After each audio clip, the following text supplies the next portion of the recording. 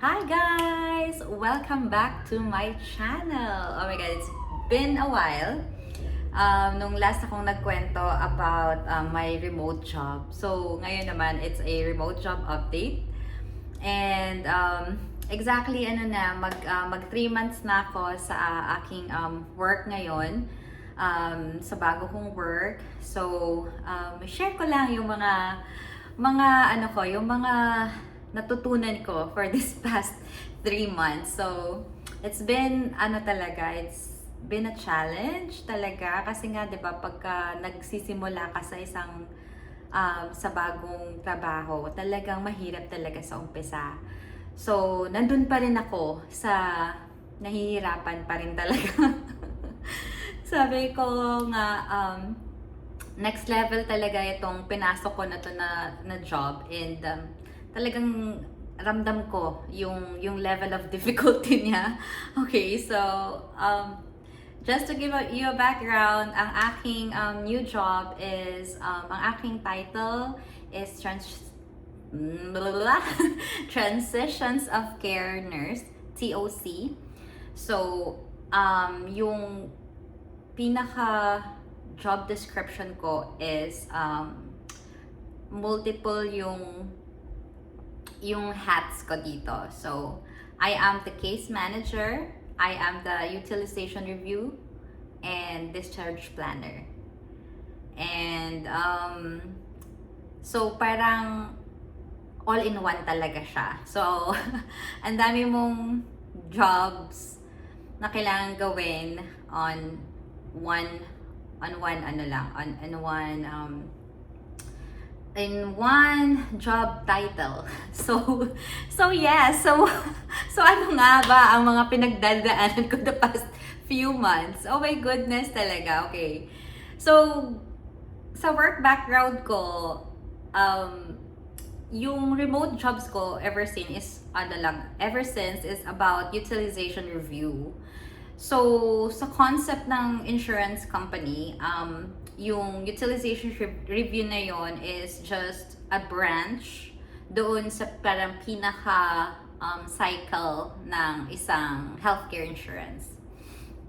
I am still in an inpatient level of care na account. So at least yun yung good thing na sa bago kong job na ito, ang madali sa akin ngayon is yung utilization review na part. Kasi nga, ang background ko is from UR. So, hindi ako masyado na nag-adjust about UR. Ang ano ko talaga ngayon, ang struggle ko is how to be a case manager or a discharge planner. Kasi, like, zero background talaga ako sa case management. Hindi ko talaga alam kung bakit ko to pinasok. Aray, kuko naman. So, ano talaga siya, pure, hindi naman pure, pero like, 80% ng trabaho ko is calls. Talagang kailangan magtawag. And, kaya, it's a struggle. Kasi parang, ako yung laging nangangailangan ng information sa mga case manager, sa counterpart ko na case manager ng ospital. So, kaya ako nahihirapan. Oh my goodness. So, wait lang. Ano nga ba kasi ang ginagawa ng isang case manager? Ayan. Para sa mga wala ding idea kung ano bang pinagsasabi ko ng case manager. Ano ba yung case manager? Okay.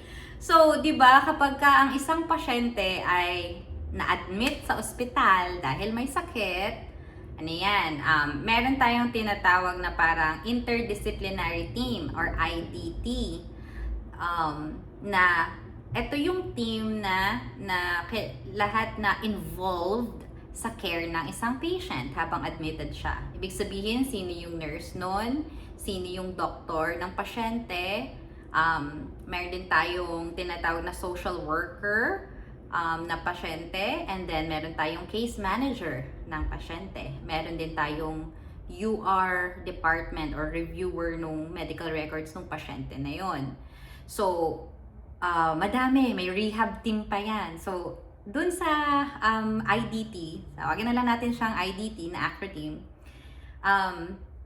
So yung pinaka ginagawa ng case manager is siya yung taga-coordinate sa kung ano yung mangyayari sa patient. Kasi once ma-admit ang isang pasyente, kailangan pinag-uusapan na right away kung ano yung magiging plano sa patient na to. So for example, kapag na-admit ang isang pasyente dahil merong pneumonia, dapat within 2 days ng admission niya, na pag-uusapan na agad yan. Pag nag-discharge ang pasyente, saan ito pupunta? May problema ba ang pasyente sa, sa like weakness or sa movement, halimbawa. Kasi dito sa States, 'di ba, kapag ka ayoko mag-ano ng mga jargons kasi gusto ko siyang ma-explain specific at saka yung mas madaling yung naintindihan na term. So, dito sa States, meron tayong tinatawag na lower level of care. Ibig sabihin, kapag ang isang pasyente is stable na, medically stable na, okay na siya, pero kailangan na lang ng konting magpalakas pa ng katawan, mag-exercise, or whatever. Ibig sabihin, pwede na siyang ibaba galing sa hospital, pwede na siyang ibaba sa lower level na yun naman ang tinatawag natin ng mga SNF o kaya or skilled nursing facility. Yun yung mga hindi na siya ospital pero kailangan pa rin siya ng pasyente ng continuous na care for the physical therapy, or kailangan niya ng occupational therapy or ng speech therapy. So, kailangan na niyang ibaba sa lower level of care, hindi na pwedeng sa hospital, right? So, bilang case manager, siya yung taga-coordinate kung ano yung para magiging plano sa care ng pasyente na to. Kaya close yung coordination or your relationship ng case manager sa pasyente, sa family ng pasyente, sa doktor, sa nurses, and to everybody who is involved sa care ng patient. So, ayan.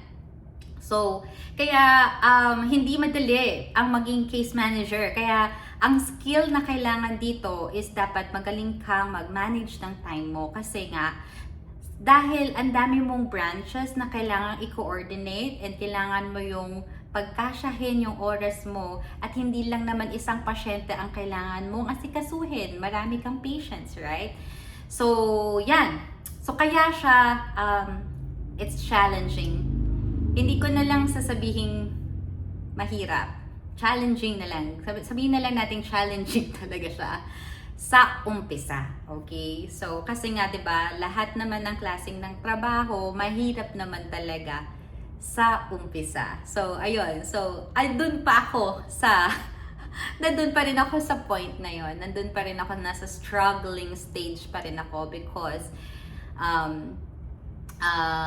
hindi talaga kasi ako sanay pa. Hindi talaga ako sanay sa calls na mag-coordinate ng everything.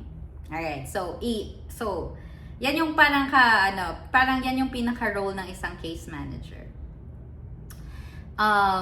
So on top of being a case manager, pagka-receive namin ng medical records ng pasyente na naka-admit sa hospital, papasok pa din yung trabaho ko as a utilization review nurse, na kailangan ko ding i-review yung medical records based on medical necessity, using MCG guidelines. So, 'di ba? On top of mag-aasikaso ka, pakikipag-usap ka doon, magta-type ka din, magdo-document ka din ng kung ano yung medical necessity review mo sa case ng patient mo. And then, matatapos lang talaga yung job mo kapag nakauwi na yung pasyente sa bahay. So, di ba kanina yung example ko is that ang pasyente na galing sa hospital, inilipat sa lower level of care or yun yung skilled nursing facility. Pag nilipat kasi siya sa isang skilled nursing facility, ang trabaho ko bilang case manager ay hindi natatapos. Kailangan ko pa rin i-follow kung yung admission ng pasyente ko sa skilled nursing facility hanggang sa makauwi siya sa bahay. So, kaya sobrang broad ng ano ko, ng work ko. And same thing din doon sa sniff na yon, magiging ano din yon, meron din yung utilization review din. Nagre-review pa rin ako doon ng ano nila, ng records nila. So, ayan, so ano-ano nga ba yung mga trabaho ko? Like, what's my day like bilang isang transitions of care nurse? So, ang shift ko nagsistart ng 7 o'clock in the morning. 6 o'clock nagigising na ako niyan to prepare for work. And then from 7 a.m. hanggang 8 a.m. or sabihin natin 8:10 kasi 8:10 yung next ko na activity. Yun yung time ko to prepare kasi meron akong meron akong huddle or meeting dun sa IDT na sinasabi natin, dun sa interdisciplinary team. Everyday yun, mini-meet ko. Meron kaming meeting sa MS Teams lang naman. Meeting ng kung sino-sino yung census mo. Sino-sino yung pasyente yung naka-admit sa hospital, ano-ano yung mga updates, ano nangyayari sa pasyente. So, yun yung mini-meeting. So, dahil syempre before the meeting, kailangan i-prepare mo yung census mo, diba? I-prepare mo dapat yung report mo, kung ano yung i-report mo. So, very busy talaga ako. Like, pagpatak ng alas 7 hanggang alas 8 yan, before the meeting talaga, sobrang busy ka talaga kasi kailangan kong alamin, meron bang na-admit na pasyente overnight? Kasi syempre, di ba, mag-report ka kasi ng census mo the next day. Kailangan kong i-check yung kung meron bang, may mga nag-report ba na hospital yung pasyente or what, kasi kailangan ko yung ilagay sa report ko, alamin kung ano yung mga details. And then, after that, pag nakuha ko na lahat ng information na kailangan i-report, from 8:10, usually mga maximum of 15 minutes lang naman yung meeting. Not unless sobrang dami mong pasyente na aabutin ka ng 30 minutes to do the reporting. Reporting, para siyang, technically kung sa hospital, para siyang endorsement, hand-off. So, yun yung parang daily huddle namin or team meeting namin sa IDT. So, yun, after nun, yun na yung time ko to prioritize my job for today.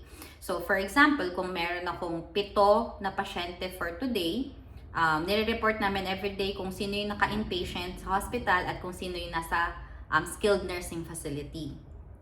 So, halimbawa, 7 lahat yun. Dun sa 7, sino-sino dun yung mga madi-discharge today. Kasi, yun yung magiging top priority. Kasi kapag na-discharge ang isang pasyente, marami kang kailangang asikasuhin prior to discharge. So, yun, from 8 o'clock onwards, yun na yung ginagawa ko. Chine-check ko na kaagad kung sino yung importante na kailangan ko asikasuhin at kung sino yung pwede kong ilagay sa pinakahuli.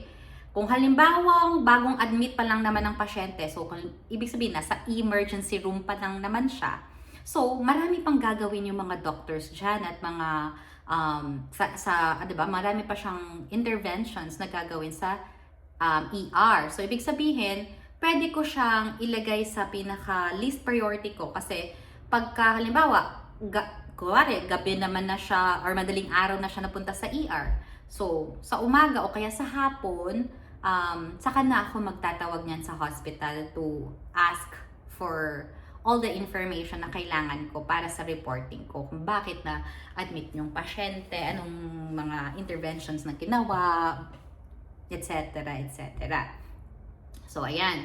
So, unahin ko na yan. And then, pag na-prioritize ko na, titingnan ko na ngayon kung sino din sa mga pasyente ko ang pwede ko nang ma-review ng medical records. Alin sa mga pasyente ko yung nagpadala na ng clinical records for me to review. So, sinisingit ko na yung job ko as a UR bago pa ako magtawag sa hospitals. Kasi, usually, yung mga yung counterparts ko na case manager sa hospital, meron din silang huddle or meron silang meeting din on a daily basis para pag-usapan din yung mga patients nila. So, para makakuha ako ng information kung ano na yung bago sa pasyente ko, kailangan tina-timing namin na magtawag sa case managers kung kailan tapos na silang mag-rounds or mag-huddle din. Kasi para may bagong information din silang mas-share sa akin. So, ano yan, usually mga 10:30 in the morning hanggang or usually 10, minsan 10 ako nag-start na ako ng 10 a.m. O hanggang sa mga before ako mag-lunch. So, ang lunch ko usually is 11:45. Before noon kasi kami kailangan mag-clock out for lunch. So, from 10 something to 11:45, yun na yung time ko to make calls sa mga case manager ko sa hospital kung para makumuha ng information. And then, magla-lunch ako ng 1 hour. And then, 11:45 to 12:45, pagbalik ko from my lunch, ipagpapatuloy ko yung mga pagko-call out ko. Kasi, minsan talaga, kaya doon ako medyo kaya medyo struggle talaga tong case management na job because kailangan kong makakonect sa isang case manager. It's so hard. Kasi iba-iba yung hospital, iba-iba yung nila, yung design nila kung paano ka makakapag-contact ng case manager. Every day din, nag-change din yung case manager assignment sa bawat pasyente. Kaya minsan sobrang hirap kasi kung halimbawa kahapon si Mary yung kausap ko, siya yung assigned case manager kahapon. The next day, si Rowena na. Parang ganun ba? So, ang hirap, walang consistency para makakuha ka sana ng information on a daily basis. Ang hirap kasi kailangan mo pang mag-connect sa minsan, kapag nahirapan talaga ako makapag-connect sa case manager, so tatawag ka sa operator ng ospital, magpapatransfer ka sa nursing floor kung nasaan ang room ng pasyente mo. Pagpasa doon sa nursing floor, may isang receptionist pa niyan na nasasagot, ano pong kailangan mo, sinong kailangan mo. So, syempre, makikiusap ka na naman. Pwede po bang makausap yung nurse ni ganitong patient? Sabi niya, okay, sige. So, ita-transfer naman ako ngayon ni receptionist dun naman sa line ng bedside nurse.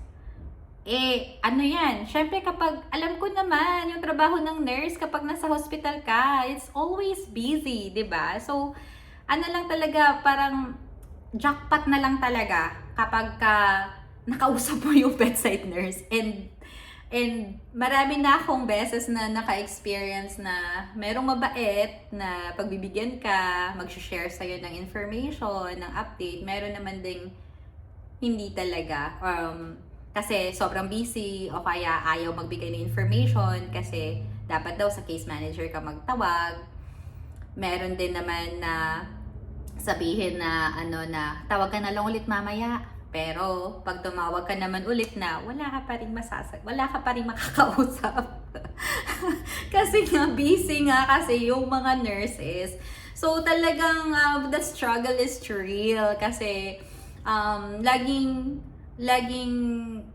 kasi syempre yung nire-represent ko kasi is yung insurance namin eh. So, kami yung nangangailangan ng information doon sa hospital. Kaya, kailangan mong magtawag. Kasi kailangan ko malaman agad kasi baka mamaya may plan pala of for discharge today. So, kailangan maasikaso ko na siya right away. 'Di ba? Kasi nga, ang dami pang steps. Saka ko na, next time ko na lang ikukwento kung bakit ko sinasabing ang asikaso kapag nagdi-discharge. Basta ang busy kapag nag-discharge ka ng pasyente. So, anyway, ayun yung I think na ko ngayon na struggle talaga. Kasi, syempre, 'di ba, bago pa lang ako. So, hindi ko pa talaga gamay pa masyado yung process. Kung anong gagawin kapag ganito yung situation. Anong gagawin kapag ganito ang tanong. Anong gagawin. Ano yung process kapag ganito, kapag ganyan. So, nandun pa rin ako sa learning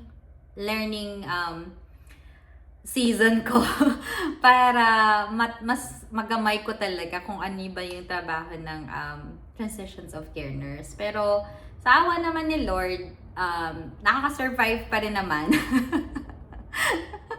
Pero sabi ko nga, grabe talaga, minsan, kapag sobrang toxic ka talaga, kapag sobrang dami ng census, so daming pasyente, tapos, syempre, di ba, 8 hours lang naman yung meron ka sa isang araw. So, minsan talaga, hindi mo, sa sobrang dami na hindi ko maasikaso lahat-lahat. So, time management talaga is another factor talaga na kailangan magaling ka sa pag-manage ng time mo. Kasi para magawa mo lahat yung kailangan mong gawin sa time na meron ka, na inaalaw kang gawin.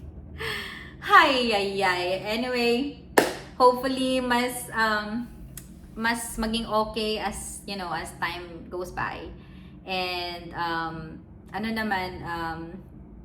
slowly but surely, na naiintindihan ko naman na kung ano na yung like pinaka-trabaho ko.